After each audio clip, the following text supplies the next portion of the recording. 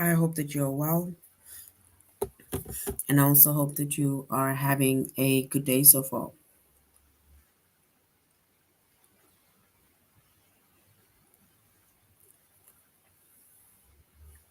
Today, we'll be doing our grade 4 English lesson on idioms and adages,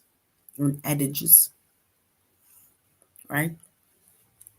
And before we start with our lesson on idioms and adages, we're going to log on to aplusstudents.ca.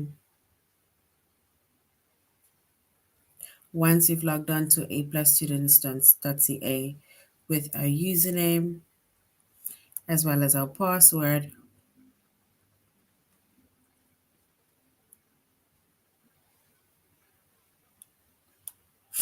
and then we're going to select the subject of language arts,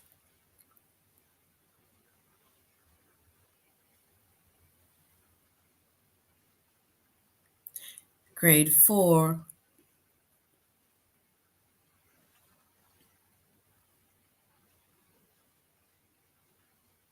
and then we're going to scroll down up until we get to the chapter of idiom and adages.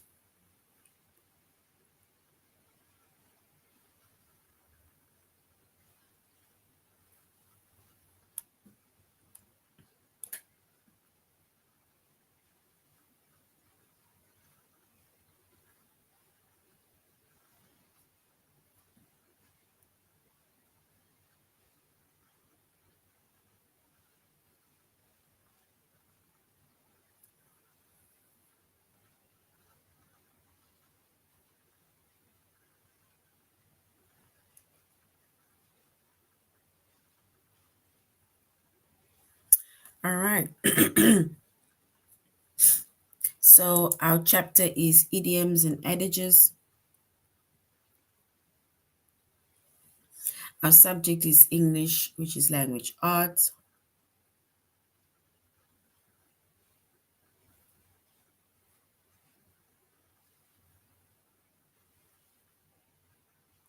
Grade 4,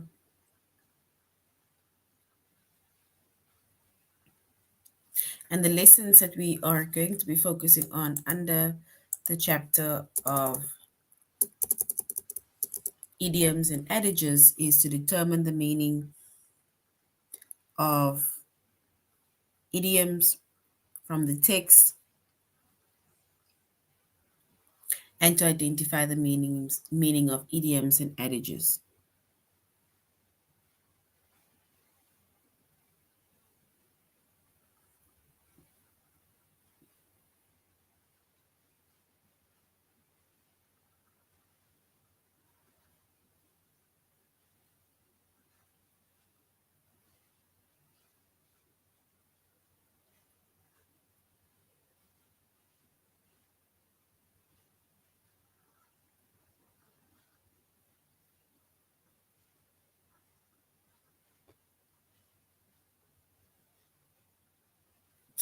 All right. So, like we said, our chapter is idioms and adages. And we're going to the first lesson, which is, and we are doing a tutorial lesson on aplusstudents.ca, right?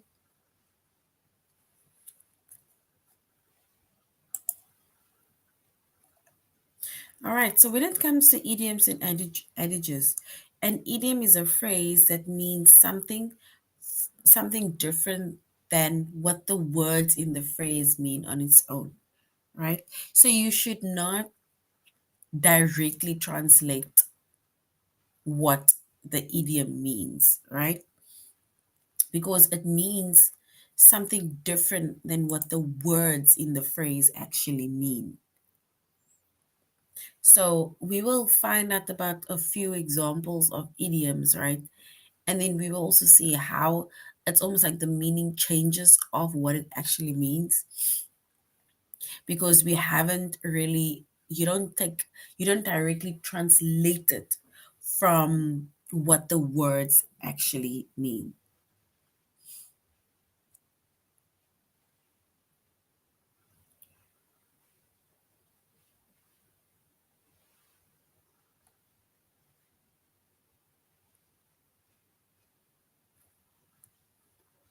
right?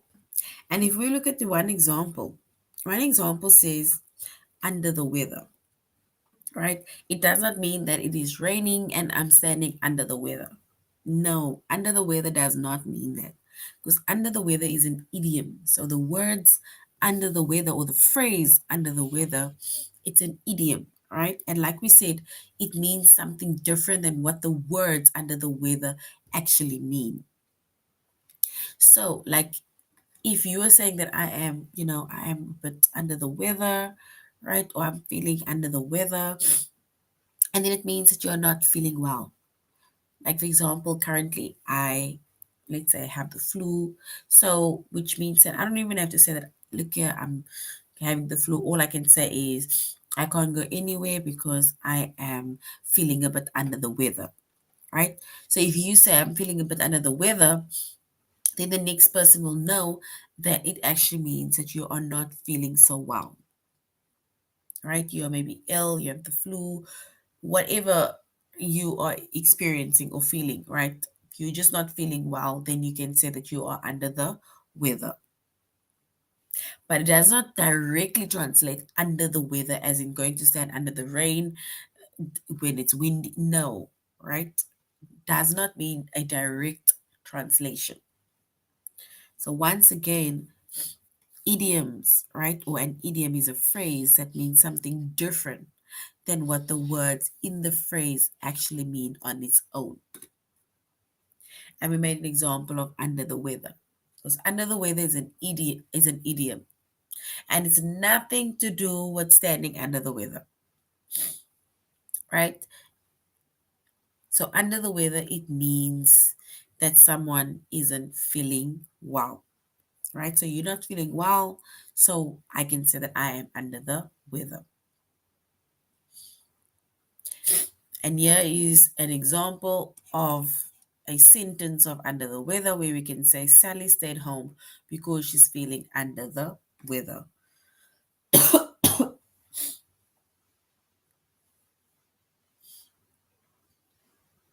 So once again, right? It's like we said, idioms, it's a phrase that means something different than what the words in the phrase mean on its own, right? Which means that the meaning of idioms cannot be found by just looking at the meaning of the words, right? So you have to remember them or figure out their meanings by looking at how they are used.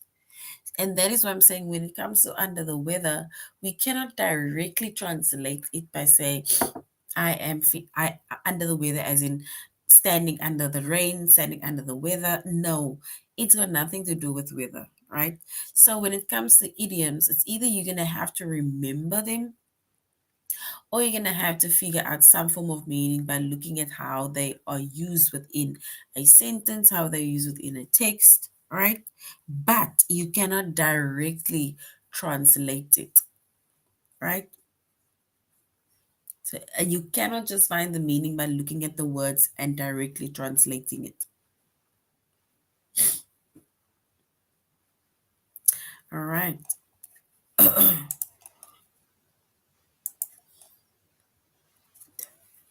If we look at the another activity, right, it says, what is the meaning of burn the candle at both ends? We need to come up with the meaning of burn the candles at both ends. The sentence is, I had to burn the candle at both ends to cook and clean for so many guests. I had to burn the candle at both ends to cook and clean for so many guests.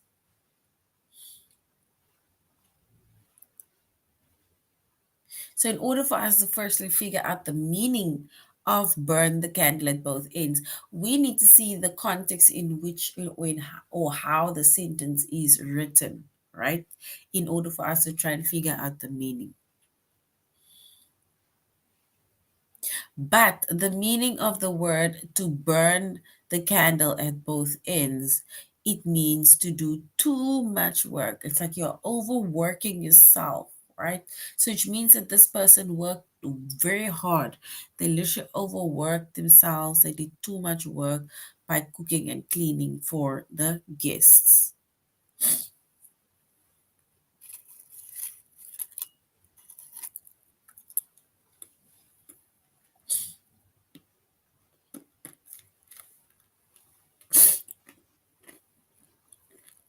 Now, another word is pull strings. Pull strings. Remember, we said it is not a direct translation, right? It's not where I'm saying we are going to be pulling strings. Here's a string, and both of us are going to be pulling it. No. Pulling strings is not, or let's say idioms, we don't translate directly, right? So the meaning of pull strings, it says I can pull strings and get you an invitation to an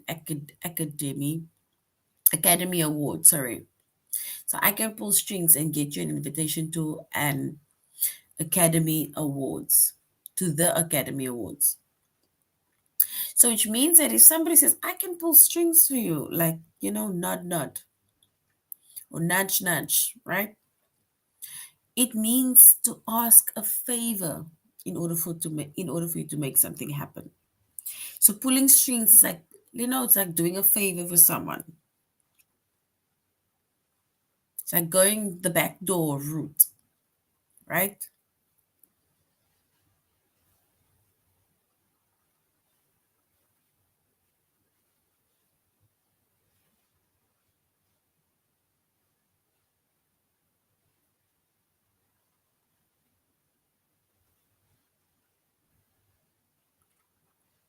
All right. So once again, the meaning of pulling strings, like I said, it is not, or it's nothing to do with taking a string and starting to pull it, right? It's not anything to do with pulling strings. Pulling strings, right? It means that you're asking someone a favor to make something happen for you. It's like, like, do me a favor, like, pull some strings at your workplace so that I can get a job, pull some strings wherever, but they're asking you a favor in order to make something happen, right? We need to now say also what is the meaning of full of hot air. Full of hot air. Megan knew the salesperson was full of hot air when he claimed the bag would keep vegetables fresh for several months.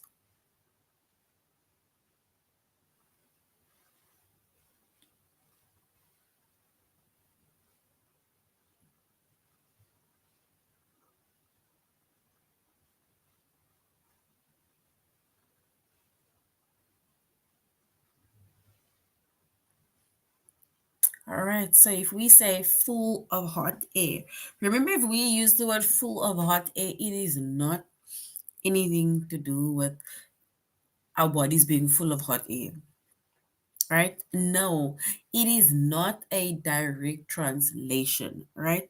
Here it says Megan knew the salesperson was full of hot air when he claimed the bags would keep vegetables fresh for several months. So, which means that full of hot air is an idiom, yes, right? And full of hot air is like saying, yo, you are talking nonsense, right? You're talking nonsense, right? That is full of hot air. It's like you're talking nonsense because if somebody tells you that, here is a plastic bag, when you go to Walmart or any other store, and they tell you that this bag will keep the vegetables and things warm or cool for a long time, then it is a lie.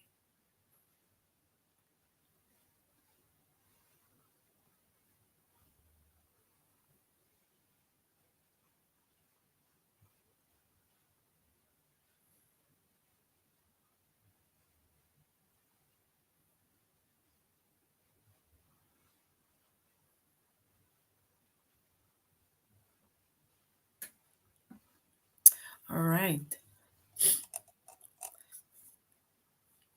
So once again, before we go on to our test, right? We said an idiom is a phrase that means something different than what the word in the phrase means on their own. You cannot directly translate an idiom by just looking at the words, right? The words, it means something way different than what the direct translation means.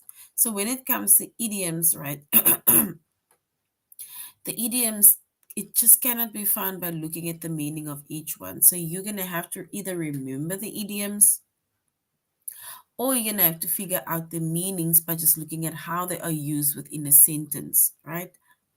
But idioms, it is not a direct translated thing. All right, let's go to our test. Okay, we're going to determine the meaning of idioms from the context.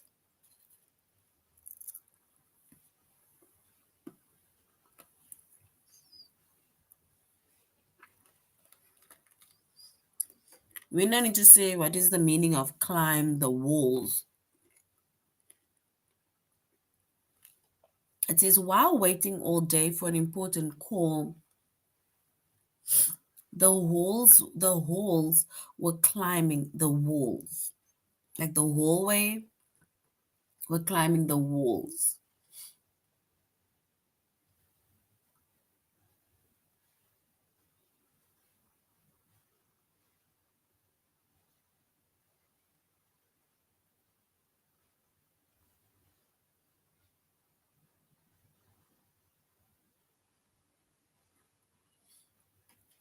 So, what is the meaning of climb the walls?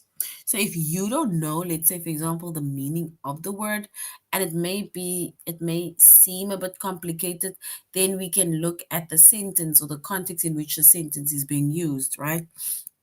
By saying, while waiting all day for an important phone call, the halls, like the hallway, were climbing the walls, right? Does it mean to be restless or nervous? Or does it mean to play sports indoors?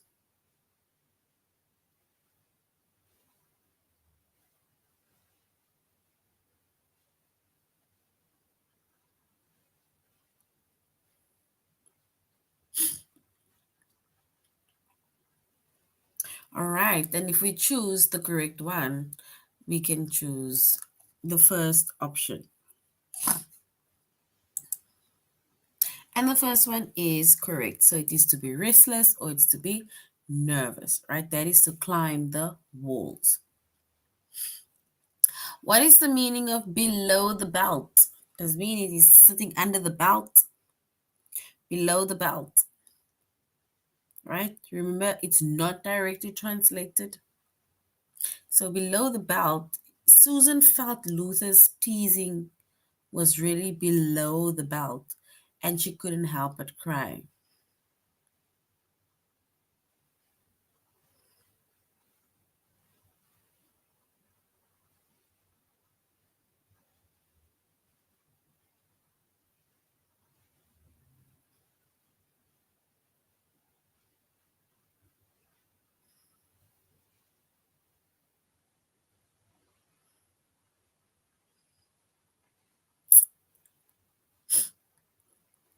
So here it says Susan felt Luther's teasing was really below the belt, and she couldn't help but cry.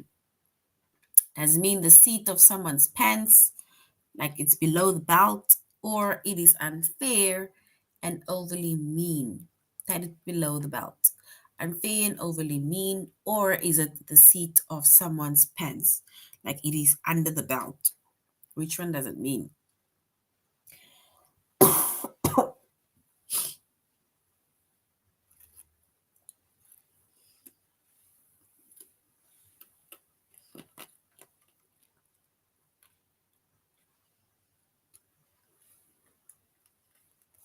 All right, and if we choose the correct one, right, the meaning of below the belt, it says Susan felt Luther's teasing was really below the belt and she couldn't help but cry. So in this case, below the belt means unfair and overly mean. So the teasing was unfair and overly mean. The teasing was below the belt. Yes, so well done. Option two is correct. What is the meaning of a rat race?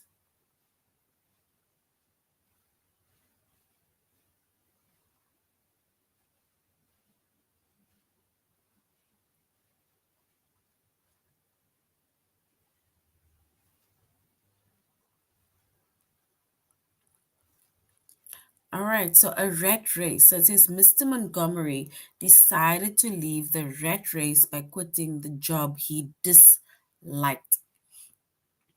He decided to quit the rat race by quitting his job that he disliked. A rat race is a rat race running contest between small animals, between the rats, or is it a useless ongoing struggle? A rat race.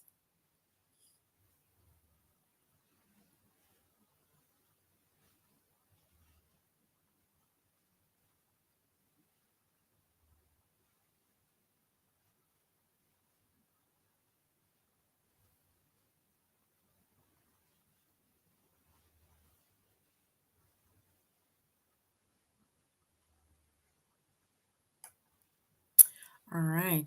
So a rat race, right? We can say it is a useless ongoing struggle. And a lot of people leave the jobs, they leave workplaces, they leave friendships, they even remove themselves from family, right? Because of certain ongoing struggles, right? Or things that is just too much within the home or the workplace. So that is rat race. So the second one is correct. Well done. What is the meaning of monkey business? Monkey business. So racing upstairs, the baby asked, "What kind of monkey business are you girls up to?" Monkey business. Is it naughty behavior or the sales of an animal? So monkey business. Are we selling monkeys? Or does it mean naughty business? Like, y'all are naughty.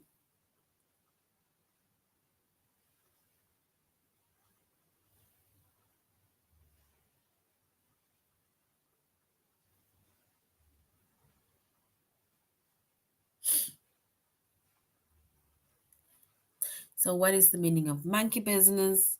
And we say the meaning of monkey business is naughty behavior, especially if you're asking, what you guys up to? Like, what naughtiness are you busy with? So what monkey business are y'all up to, right?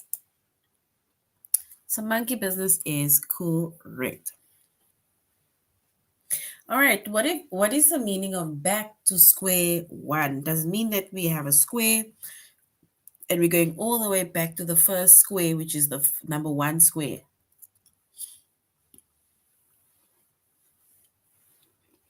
What does back to square one mean? It says, I found a huge error in my math, so I had to go back to square one and try again.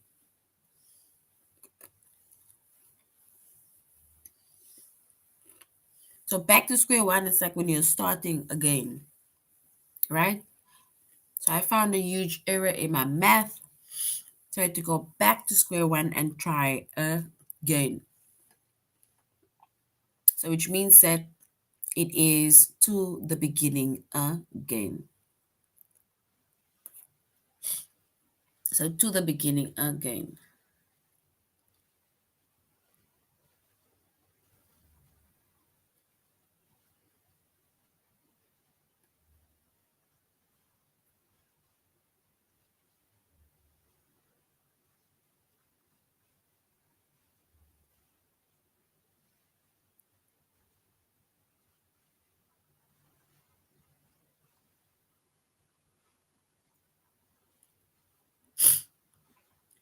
All right. So if we say, for example, let's go back to square one, right? And then you need to go back to where we had started, right? Yes, so the first one is correct. So well done. It is going back to the beginning again. It's like starting again. We're going back to the very first, let's say, work that we started with, right? We're going back to the beginning again, back to square one. So well done. The first option is correct.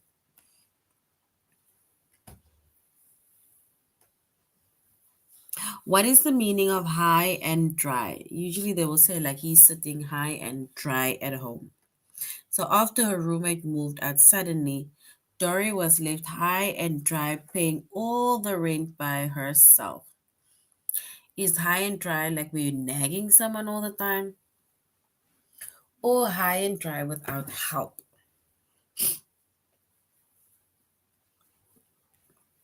We need to find the meaning of high and dry.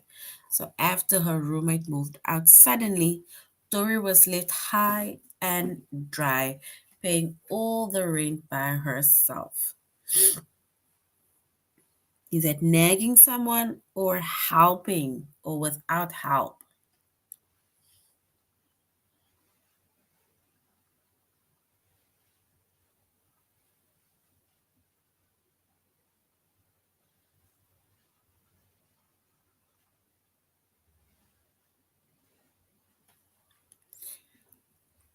So high and dry.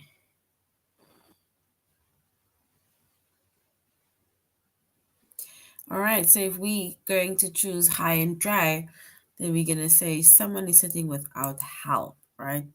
It's like, what do I do now? Like I am sitting high and dry because whoever just moved out, I need to pay double rent, right? So that is high and dry. It's without help because you're not nagging someone at all, right?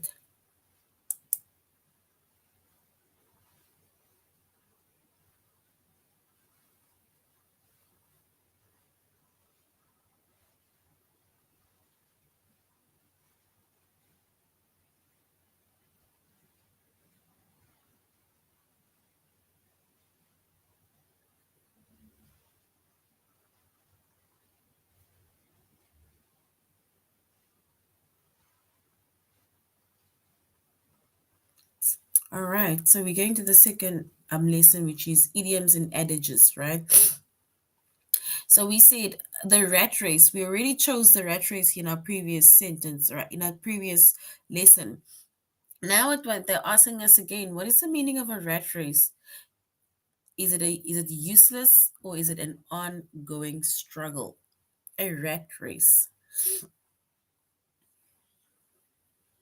Why did we say it's a rat race?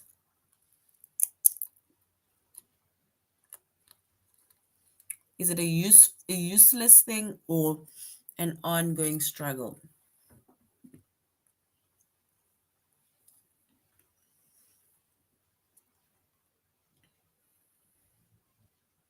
Right? So rat race is it is actually a useless and ongoing struggle, right?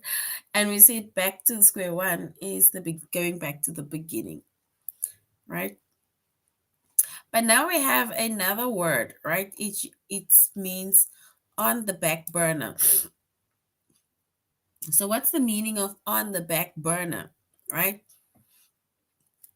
So if you, for example, want to tell somebody like, look here, it's on the back burner, and they're like, hey, boo, like, what do you mean? And then it means on hold, like something is on hold, not like directly stopping it, it's just on hold.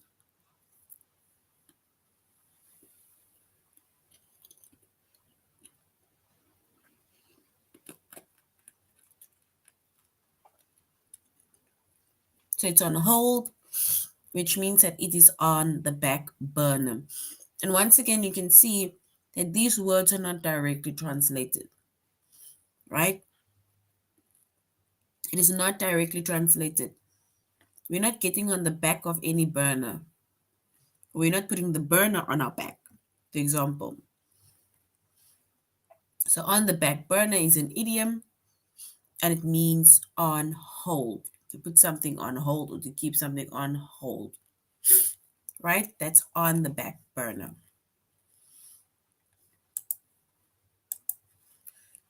All right, so now we're going to our test.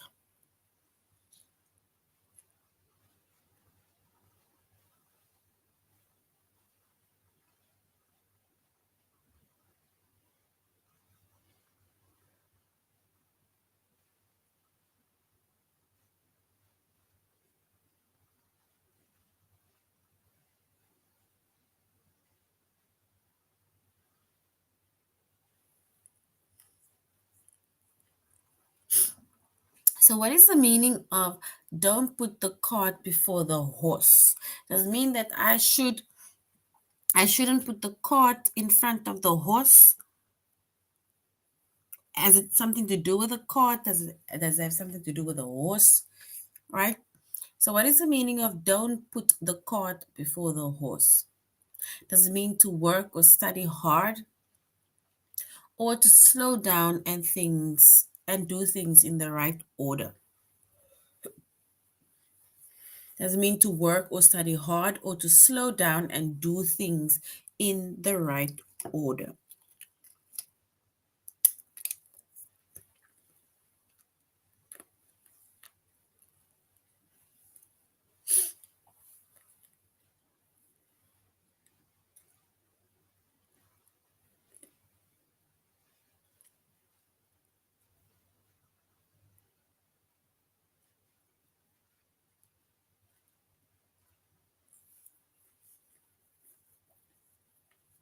All right, and if we look at the meaning of don't put the cart before the horse, we can say slow down and do things in the right order. All right, so the second option is correct. So well done. What is the meaning of joined at the hip? Doesn't necessarily mean that you are joined at the hip. We are some conjoined twins that is joined by the hip. Or that's always like joined by the hip means always together or always remembered. Which one is the correct one? Always together or always remembered?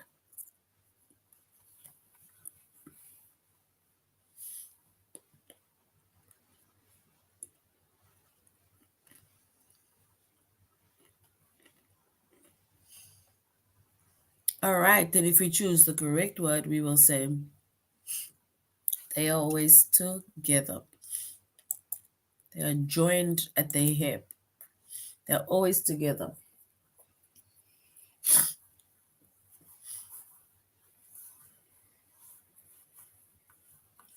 What is the meaning of all that glitters is not gold? Does it directly means that look here is all of the glitters, and you look at the glitters and you say that this is not gold, right? So nope, nope, and nope. That is not the meaning. Remember, we do not directly translate it from what the words actually mean, right? So the meaning of all that glitters is not gold, right? It means not everything that looks good is actually.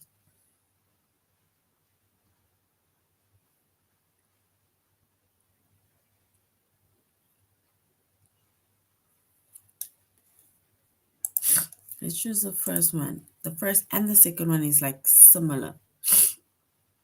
But not all that is glitter is gold, right? It means that, right, not everything that you think looks good is good, right? All right, yeah, once again, we have a word again that we use in the previous lesson. It says, what is the meaning of full of hot air? So full of hot air. Is it talking nonsense, or is it always remembered? Full of hot air.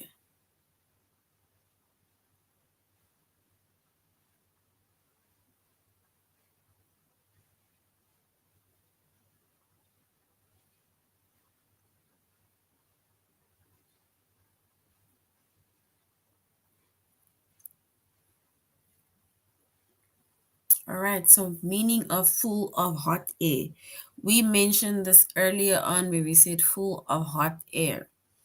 Is it talking nonsense or always remembered? Almost remembered.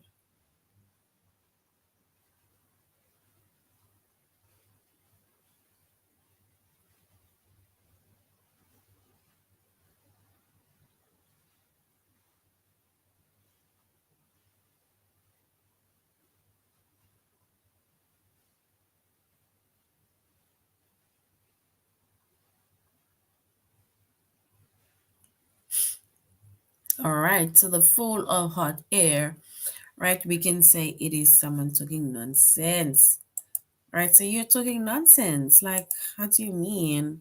Like you're full of hot air, right? Okay, if somebody says, yo, that cost an arm and a leg, I'm sure one of you heard this already. It costs an arm and a leg. Does it mean to lose parts of one's body, like you're losing an arm, you're losing a leg, you're losing a body part? Or does it mean it is too expensive, to be very expensive? Like if something costs an arm and a leg, does it mean that we are losing a body part? We are losing an arm, we are losing a leg? Or does it mean to be expensive?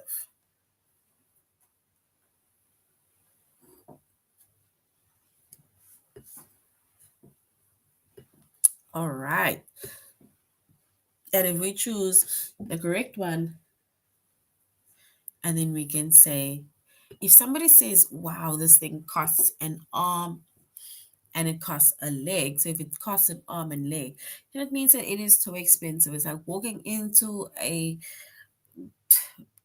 Gucci store or whatever store, Louis Vuitton store, Balenciaga store, and looking at the prices, and you're like, oh, these things cost an arm and a leg. So it is basically to be very expensive. You're not losing one's body parts, right? So it is just to be very expensive. So well done. The second one is correct.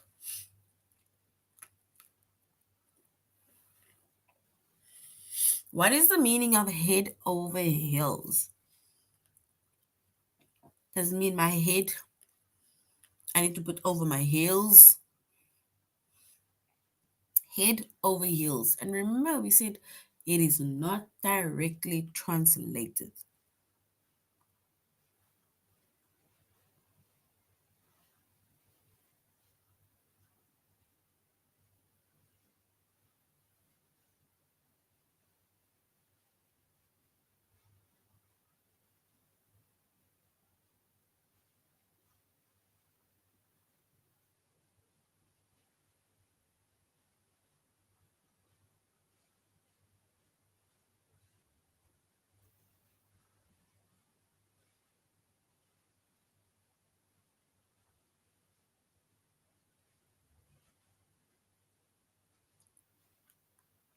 All right, so if we say the meaning of head over heels, does it mean it is very much in love or standing up straight? Head over heels.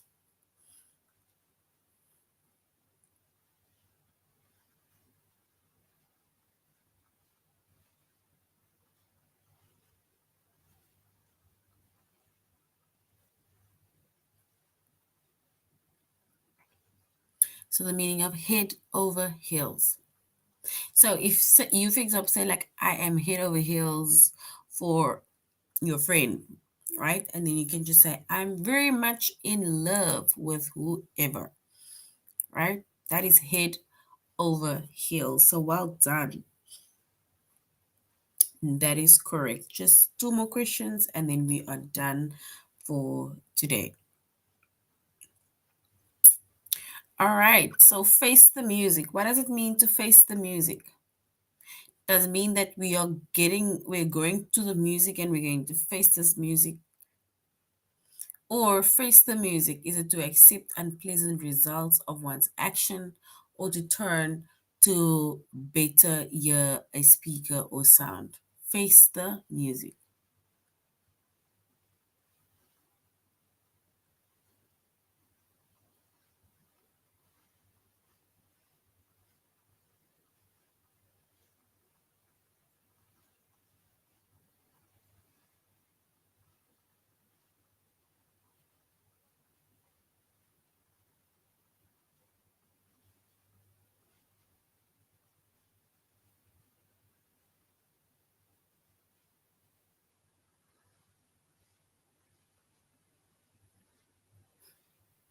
All right. And if we look at the word face the music, right? Does mean to accept unpleasant results of one's actions or to turn to better hear a speaker or band. So if we want to face the music, then we can choose option one. So it's like accepting the unpleasant results of one's actions, right? That is where we face or how we face the music. So well done. All right, let's do the last one. The last one says, "What is the meaning of a picture?" So, what is the name? What is the meaning of a picture? Is worth 1,000 words.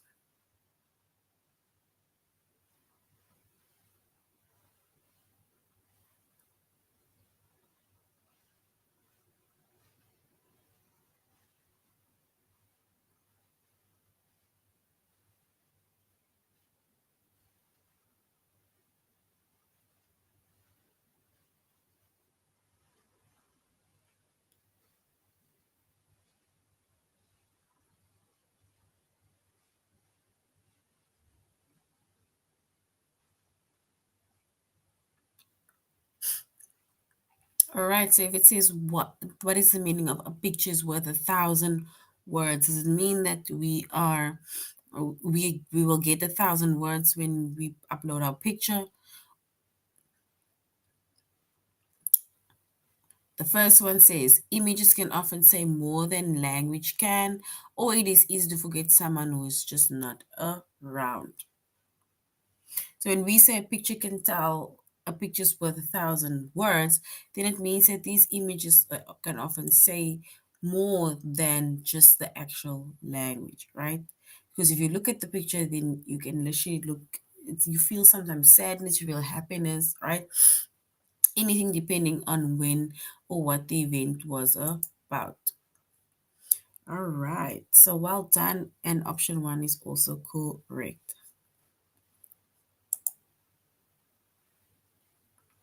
All right, so that is now the end of our lesson on idioms and adages. And remember, when it comes to idioms, right, we do not directly translate idioms, right? We do not directly translate idioms. We do not go directly according to what the words mean, right? So you cannot directly translate, for example, under the weather, because under the weather doesn't mean we're standing under the weather. You need to know what the meaning is, right? And basically, yes, and you just need to know what the meaning actually is of those words, because it does not mean directly what the words actually are trying to tell us. All right, so that is the end of our lesson. Thank you very much. Grateful for joining our class. You must have a good weekend further. Goodbye.